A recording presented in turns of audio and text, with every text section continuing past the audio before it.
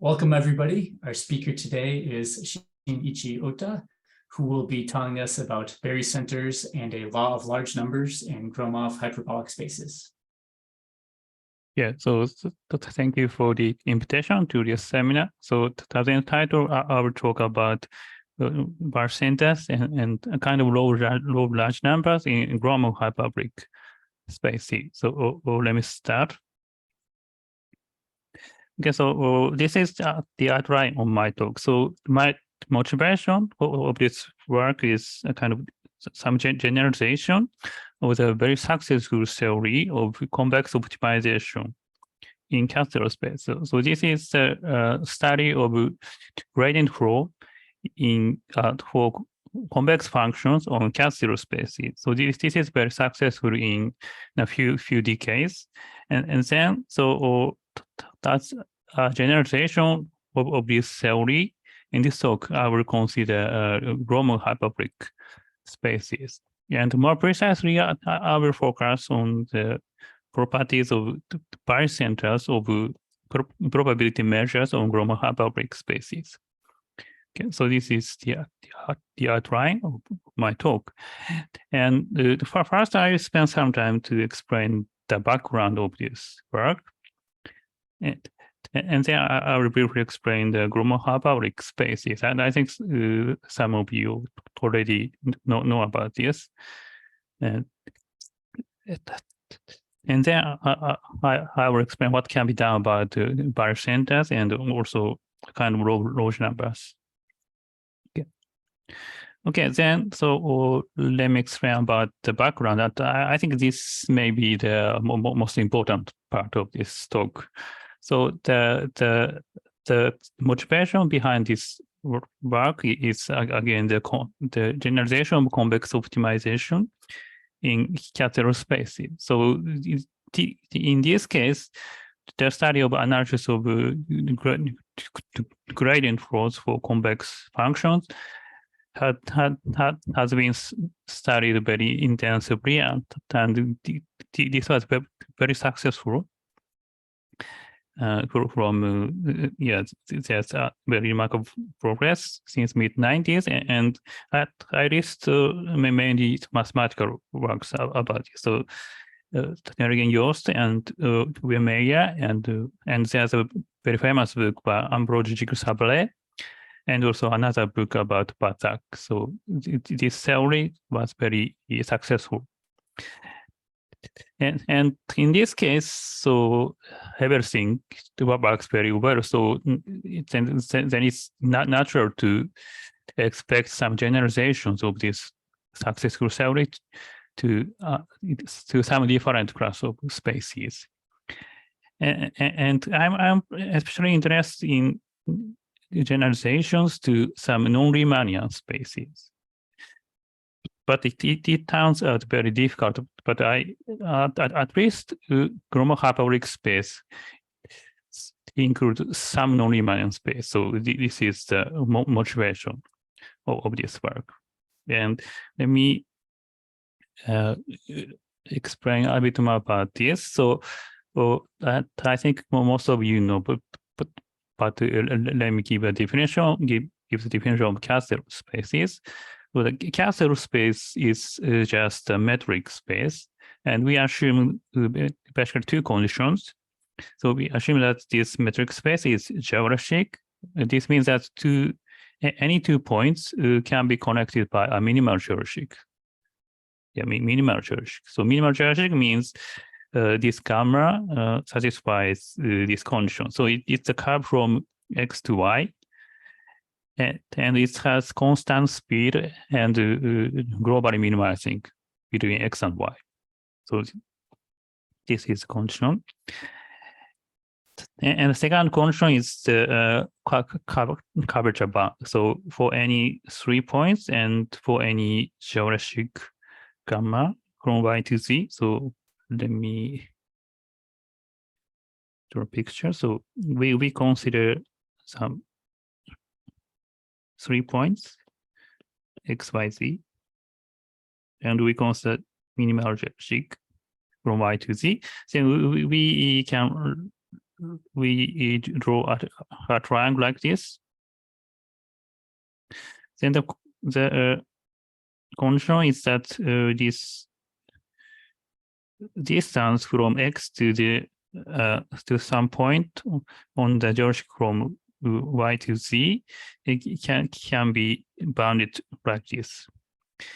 And we have equality in the Euclidean case. So this means that this triangle in X is thinner than the case of Euclidean space. Okay, so this is the Castle condition. And also this condition also can be regarded as the convexity of the square distance function. So this inequality is just this inequality. So this convexity or the square distance function from point X. Okay. So this is the Castle condition. And this condition comes from Riemannian geometry. So this is a famous theorem in Riemannian geometries. The Castle condition is actually the equivalent to non-positive curvature. More precisely, we consider a complete and simply connected Riemann manifold. Then it is Castle if and only if its sectional curvature is non-positive everywhere. So this is famous triangle comparison theorem. So by this characterization, we can regard the Castle condition as a non-positive curvature for metric spaces. Okay. Then one can see that this Castle condition is a kind of Riemannian condition. So Riemannian means that no non-Riemannian Finster manifold can satisfy this Castle condition. More precisely, among Banach spaces, it is easy to see that only Hilbert spaces are Castle. So okay. So only Hilbert spaces are Castle. And as I said, from the differential geometric viewpoint, so non-Riemannian Finster manifold cannot be Castle. So in this sense, this is a very strong condition. And this Castle condition is very useful when we consider convex optimization. Actually, the convexity of the square distance function and also the Riemannian property essential in the theory of gradient flows in Castle spaces. And also, there are already some generalizations to other classes of spaces. And for example, one can establish contraction of gradient flows for convex functions, not only on Castle spaces, but also Cat1 spaces. So this is a metric space whose curvature is bounded from above by 1. So this class includes spheres.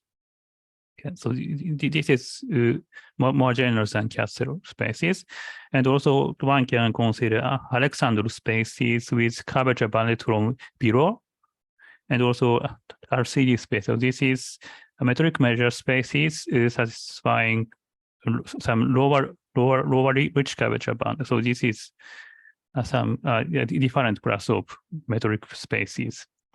And but you see that say these spaces are all Riemannian. So in a sense that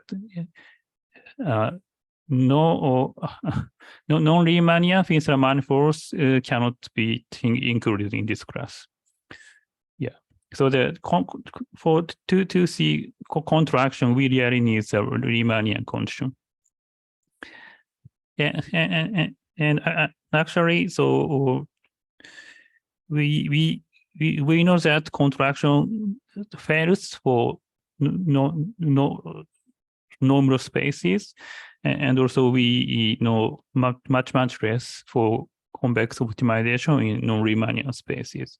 And I think even in normal spaces, we know much less than, say, K0 spaces. Okay, so I'm very interested in this kind of problem, and it's still very difficult to consider a general Finstler manifold. And instead, I will consider Gromov hyperbolic spaces. So this is a kind of different kind of generalization. So, but still, this class includes some non-Riemannian Finstler manifolds. So, yeah, I hope that this class will be meaningful. Yeah, Professor? In some sense. Yeah. Can I ask you one question? Yeah. So it seems that you are thinking Finstler manifolds as some important examples. And can you remind me what Finstler manifolds are? I forgot. What was that? Okay. The definition of Finstler manifold. Yeah. So Finstler manifold is intuitively, yeah. Yeah, Finstler manifold is a generalization of Riemann manifolds, and a Riemann manifold is a manifold whose tangent space is a Euclidean space, and in a Finstler manifold, tangent spaces are normal spaces. So the Riemannian and Finstler is something like Hilbert space and Banach space. Okay, thank you. Okay, welcome. Okay, so this is the background of this work. Okay, then, so let me begin the study. So let me explain Gromov hyperbolic spaces. And also the definition is very easy. So let me give a definition. So we, again, consider a metric space. And then for 3 points in a metric space, the Gromov product is defined like this. So it's kind of difference in the triangle inequality. So by the triangle inequality, this is already always non-negative. And then the delta hyperbolicity for non-negative delta is defined like this. So the inequality between Gromov products and for these 4 points. So we fix P here, and we consider Gromov products between these 3 points. And then we have this inequality. So this is the delta hyperbolicity, and the Gromov hyperbolicity is just the delta hyperbolicity for some delta. And this inequality comes from the case of tree. So we have equality. We have equality in trees. So yeah, so this is a relaxation of some inequality in tree. Okay, so this is hyperbolicity. And so let me explain some examples for, okay, so for compression pre-connected Riemann manifolds, and if the sectional curvature is bounded from above by some negative constant, then it is Gromov hyperbolic for some computable delta. So this is a basic example in differential geometry. And okay, so as I said, trees are zero hyperbolic space, hyperbolic. Yeah, so we have equality without this delta in tree. Okay, so trees are zero hyperbolic. And just by definition, we can see that if the diameter is at most delta, then this space is delta hyperbolic. So this means that if delta is very big, this is a very weak condition. And also about non-Riemannian example, it is known that Hilbert geometry on a sufficiently smooth and convex domain is Gromov hyperbolic. So this is by Carlson-Noskov. And I don't explain Hilbert geometry, but this gives in general a Finster manifold of constant negative curvature. And if this D is ellipsoid, it is the Klein model of hyperbolic space. And in general, this gives Finster structure. Okay, Finster structure. Yeah, so this non-Riemannian, this ellipsoid. Okay, so this class includes some non-Riemannian spaces, and by this example, we can say that the hyperbolic space is close to a tree, but up to some local modifications of scale. Yeah. So this is the brief introduction of the Gromov hyperbolic space. And before studying the Barycenters, in my previous work I considered the contraction estimate of the discrete time gradient flows for convex functions. So let me briefly explain the result. So we consider a proper and geometric delta hyperbolic space. Here, proper means that bounded closed sets are compact. And as a potential function, we consider K convex function. So K for some non-negative K. And K convexity is just defined in the usual way and like this. So here, the gamma is geometric, and along gamma, we have this convexity. And then, and we also assume that the potential is Lipschitz, and there's some minimizer P. Then, yeah, so in this situation, we can show some contraction estimate. But in this case, since under the delta hyperbolicity, we don't have any nice local structure of the space. So as I said, if we consider local structure smaller than scale delta, we have no information about the space. So this means that we need to consider some discrete time gradient flow. More precisely, we consider resolvent or proximal operator. So this is the usual proximal point algorithm. So we start from X, then we consider some Y, giving minimizer of this function. Then here is tau is the step size, and in the delta hyperbolic space, we need to consider this tau bigger than delta.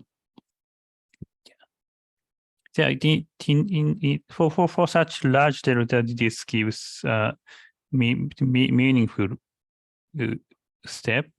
And then if X is just a tree, so zero hyperbolic, then if we start from some X and apply this proximal operator, then this proximal operator really goes straight to the nearest minimizer. So it is easily shown.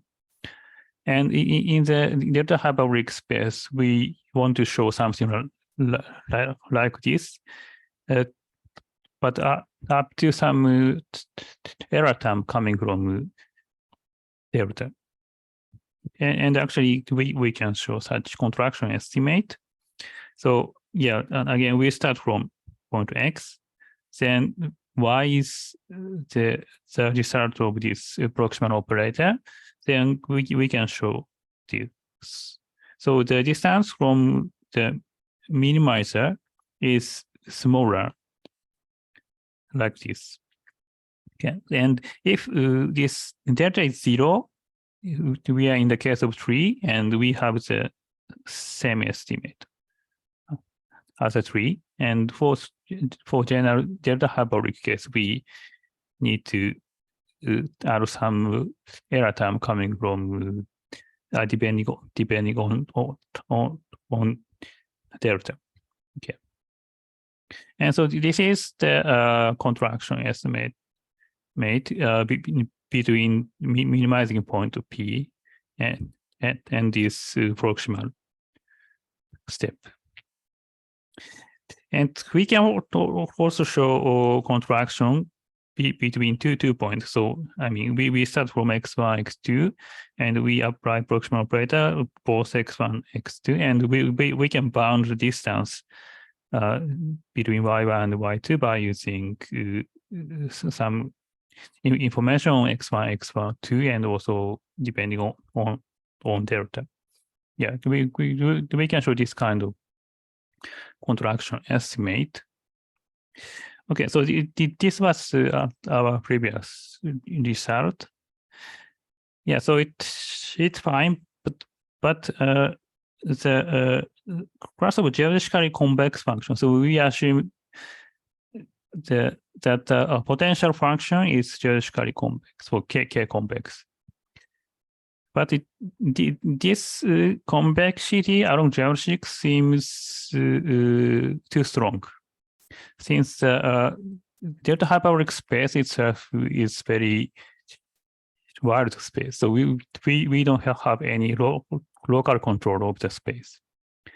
But this convexity along every geodesic seems very strong. So too nice condition.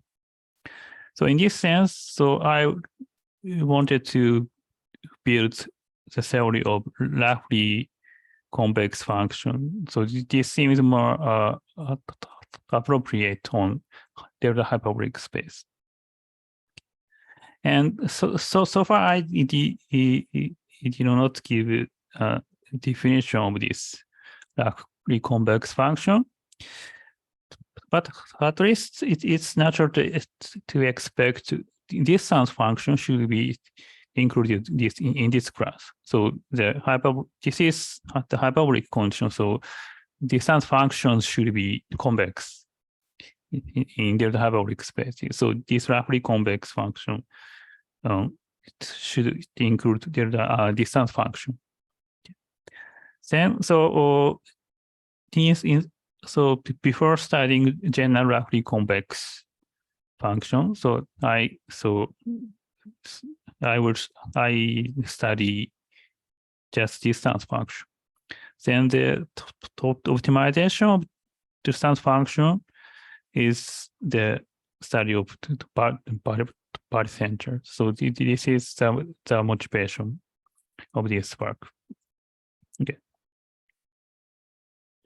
Then so let me explain a bit about Barycenters in metric spaces. So from here we always consider delta hyperbolic space, and then given a bordered probability measure mu with final second moment, we can define the variance of this measure mu. So it's the infimum of the square distance from some point x against this measure mu, and we take infimum among this point x. And this can be also written like this. It's the squared Wasserstein, squared L2 Wasserstein distance from the Dirac measure at point x. Okay. Yeah, so WP will mean LP Wasserstein distance. And so if point x attains this infimum, then we call it the barycenter of mu. So this is the standard definition of barycenter in metric spaces. But in general, we don't have any minimizer, so we slightly extend this definition to this set for non-positive epsilon, we consider the set of points X, which may not be a minimizer, but satisfies this inequality. So up to this epsilon. Then for at least for positive epsilon, so this set is non-empty. So we can consider this kind of set. Okay. And this is just a short remark. So in this definition, it's natural to consider measures with finite second moment, since this integral should be finite. But actually, by a small trick, we can extend this construction to the L1 case. And how to do it? So we can in fact consider Barycenters with finite for measures with finite first moment by considering this difference. Yeah. So instead of this distance function, we consider this difference for some fixed point x0. Then this integral is finite for for measures with finite moment. And if we consider the minimization, this part is nothing. So this part is independent of this x. Yeah. So in this way, we can also consider Barycenters for P1 measure. So this is just a small remark.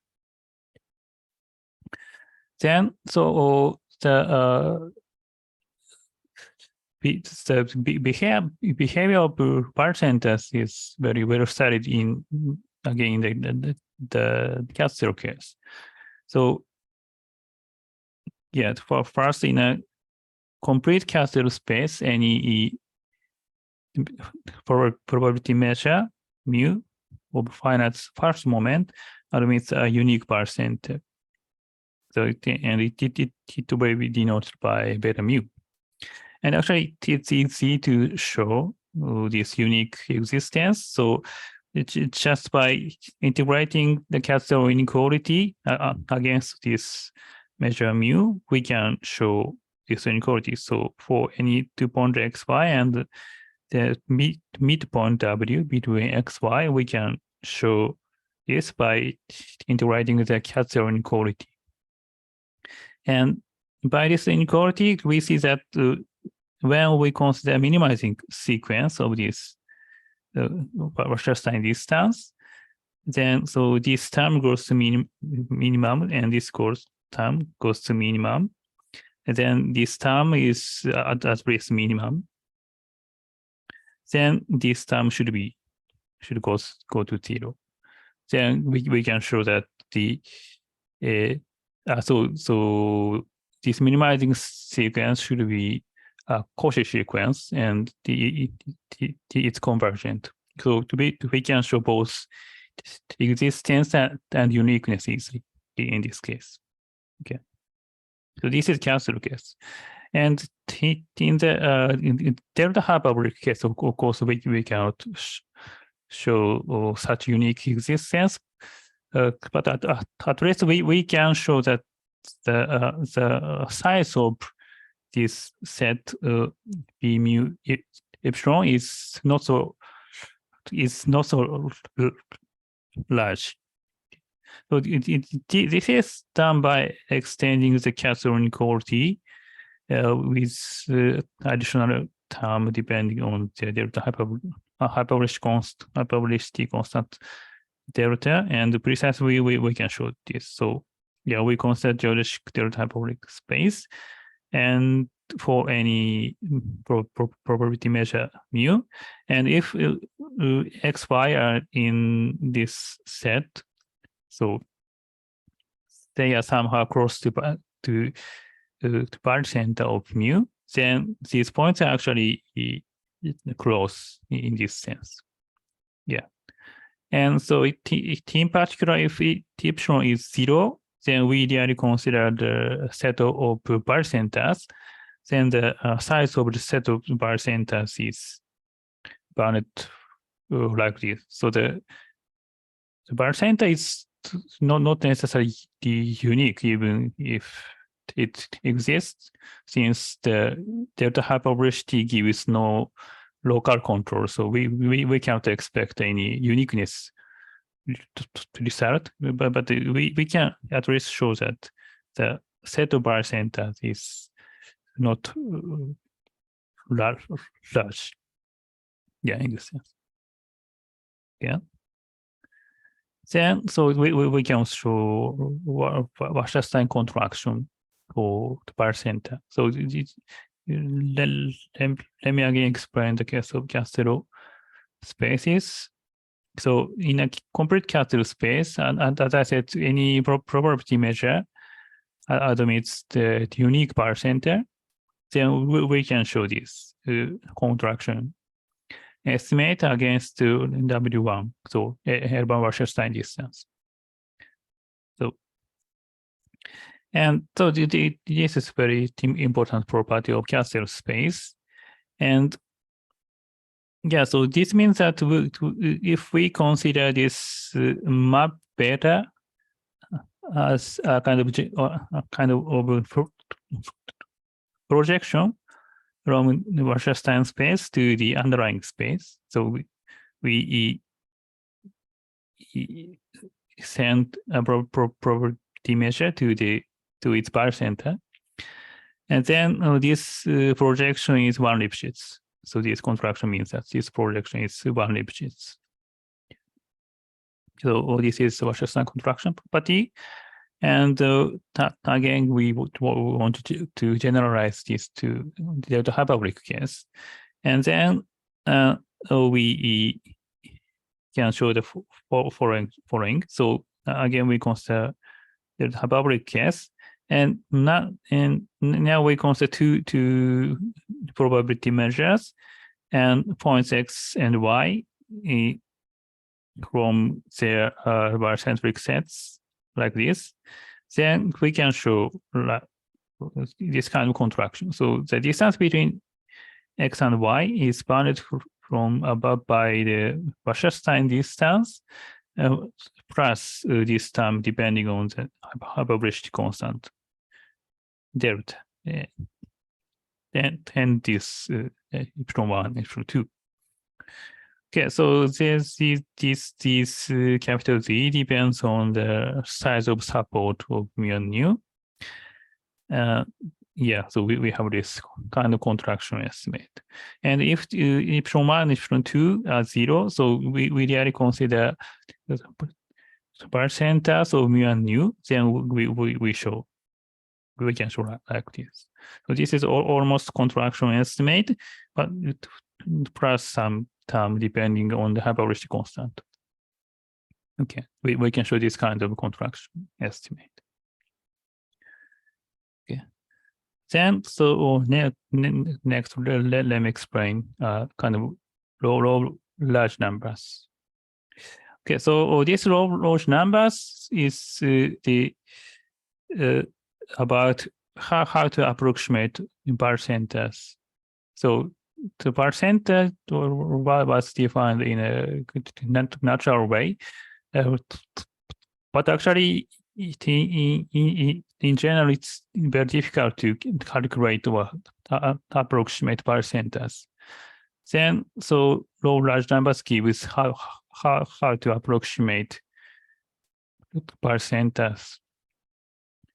Okay, so this large numbers was first established by Kautel-Strum in the framework of Castelo spaces. So it's like this. So we fix a probability measure with Barnes support, and then we consider independent identical distributed random variable Ci with distribution mu. Then we recursively choose Si, Sk like this. So this means that if we start from arbitrary, so Z1 is S1, and Z2 is here. Z2, sorry. Then we draw a minimal geometric. Then we take midpoint. We take the midpoint. This is S2.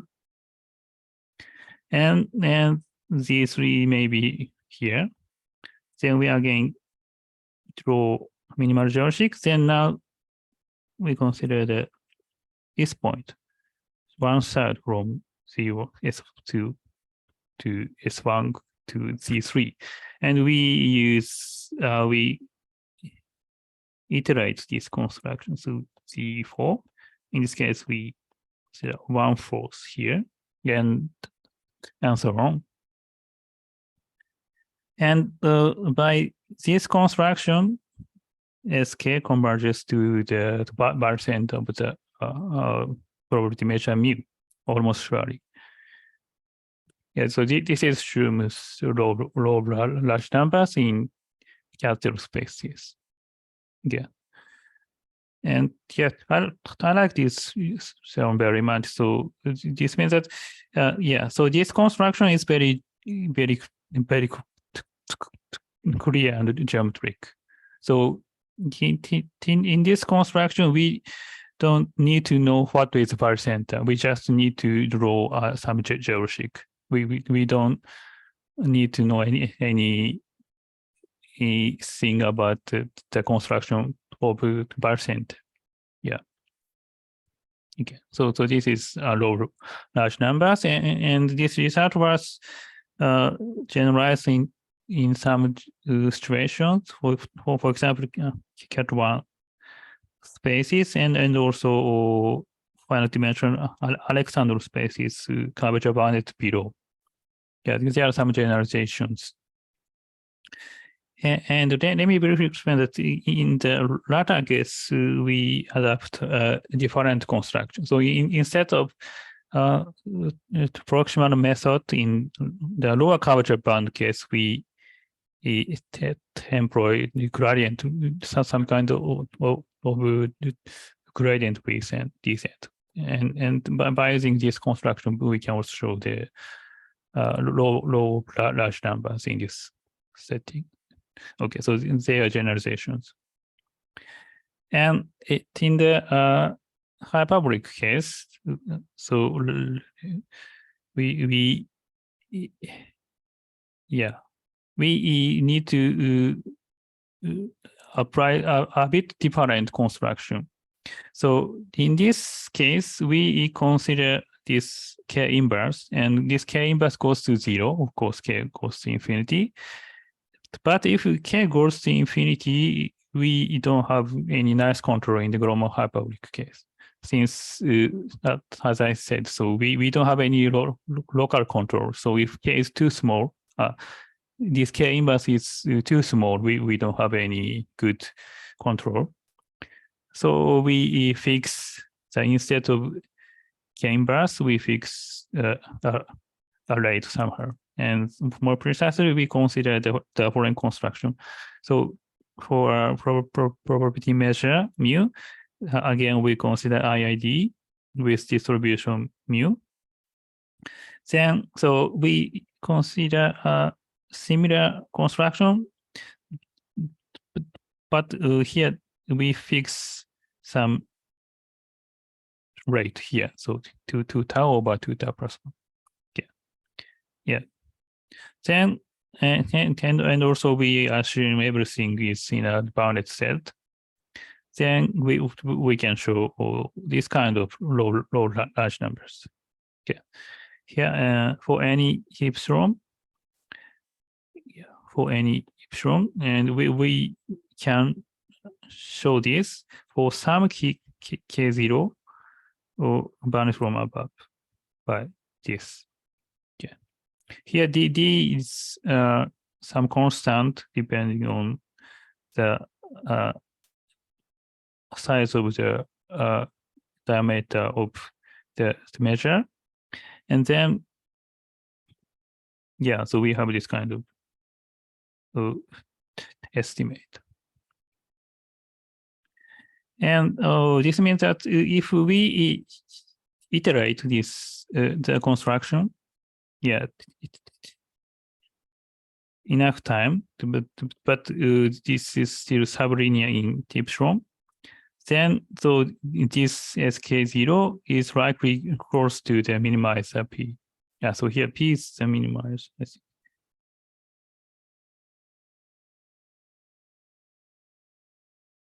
Okay. Yeah, yes. I think P is the minima. Yeah, P is the Barycenter of mu. Okay, then so if when we choose specific value of tau, so tau is like this, then these law of large numbers gives this estimate.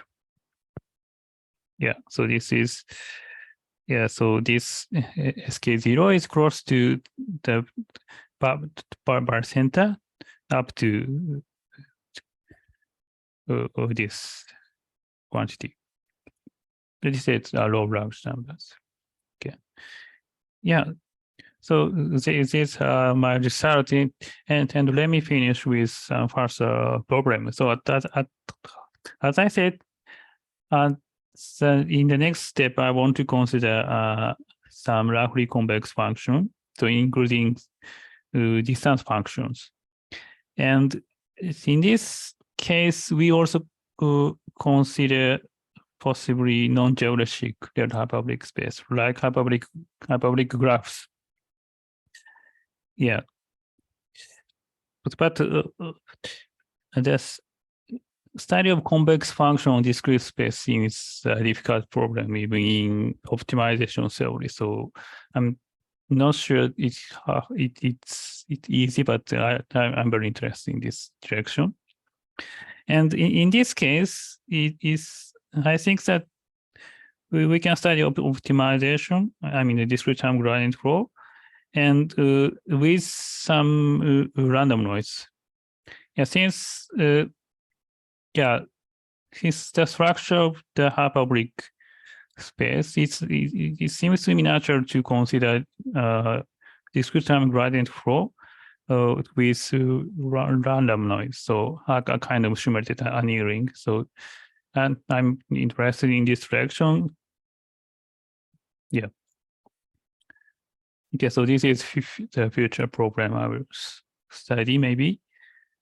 Okay, and then thank you for attention. And their reference is so the discrete time gradient flow was in this paper, and this paper was accepted yesterday to Israel Journal, and the Barycenter part is a newer paper here.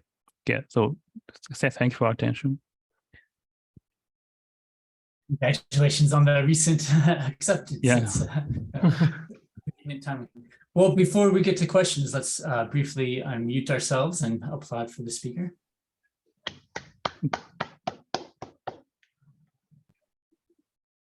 And please go ahead if you have questions, unmute yourself and ask them.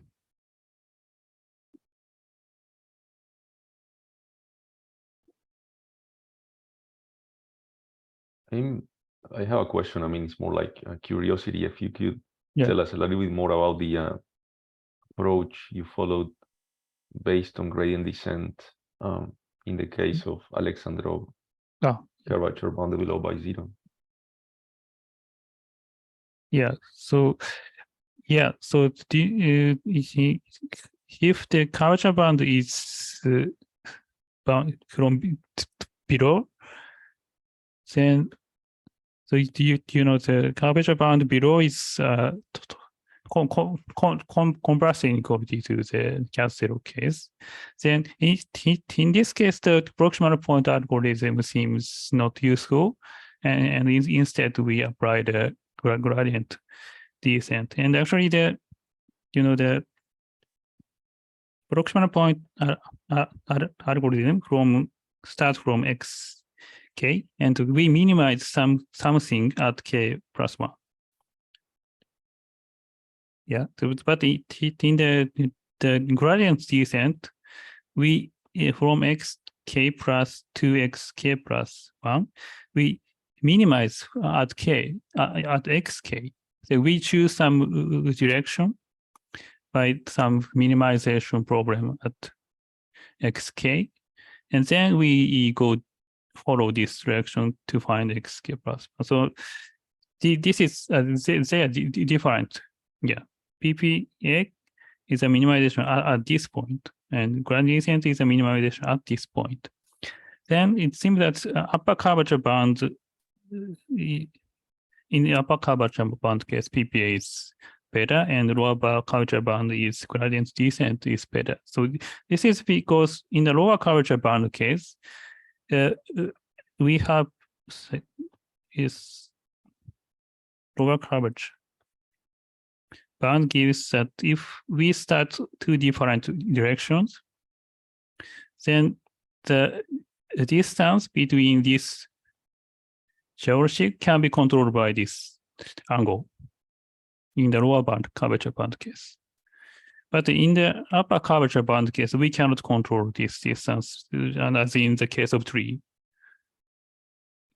Yeah, we cannot control this distance by using the information in the initial point.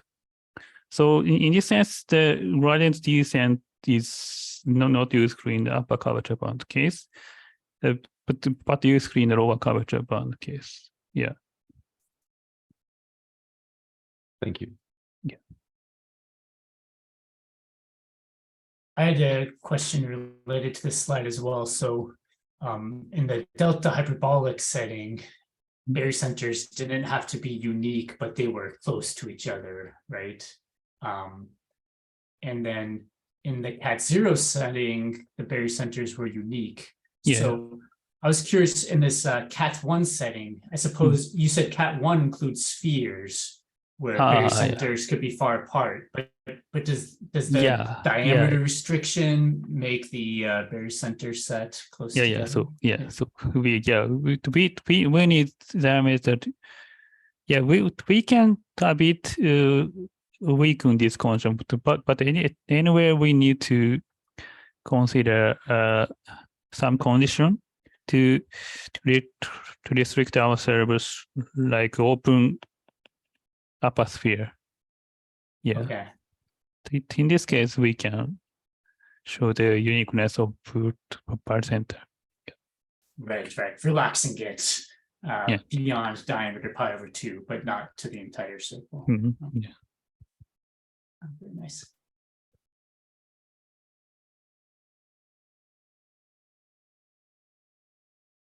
So there's a question from Daria in the chat. Daria, please go ahead and unmute yourself to ask it if you'd like. Otherwise, I'll go ahead and read it out loud. All right. So Daria asks, is there a similar study of gradient flows in MCP spaces? So I think the question is no, I think. And actually, so this RCD condition related to the MCP condition, but MCP is much weaker and includes Finsler manifold. So the MCP can be available in the Finsler case. Okay, so MCP is measure contraction.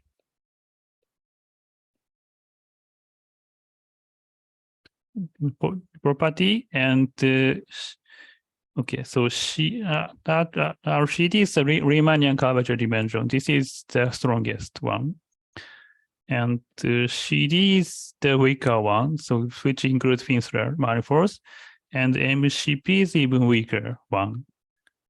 And we know the contraction only in the Riemannian curvature dimension case, and actually we really need the Riemannian condition. So this is really Riemann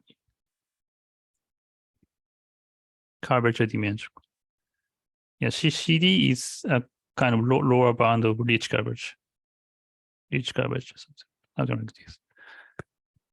Yeah, so this is interesting work, Cartel-Sturm, but this requires really the Riemannian condition, and so we can't extend even in CD space. Yeah. So is it okay?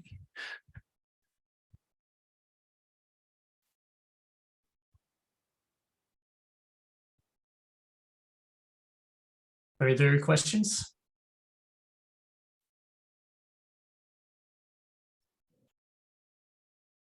All right, well, if not, thank you again, and let me stop the recording here.